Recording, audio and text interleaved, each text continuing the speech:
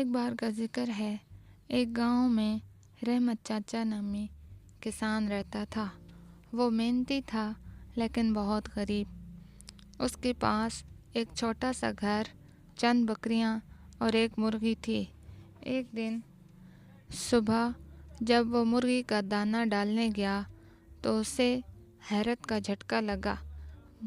مرغی نے ایک چمکتا ہوا انڈا دیا تھا۔ وہ انڈا سونے کا تھا۔ رحمت چاچا پہلے تو گھبرا گیا، لیکن پھر انڈا لے کر شہر گیا۔ سنیار نے بتایا کہ وہ واقعی خالص سونا ہے۔ اس دن سے وہ مرغی روز ایک سونے کا انڈا دیتی۔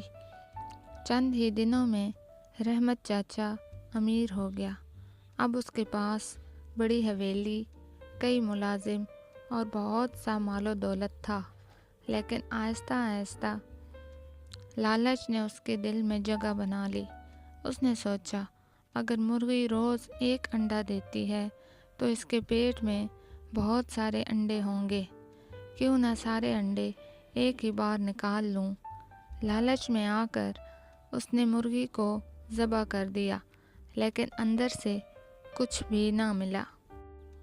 رحمت چاچا کی آنکھیں کھل گئیں، لیکن اب دیر ہو چکی تھی۔ نہ مرغی بچی اور نہ سونے کے انڈے۔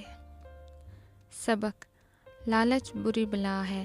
جو ملے اس پر شکر ادا کرنا چاہیے، ورنہ سب کچھ کھو بیٹھتے ہیں۔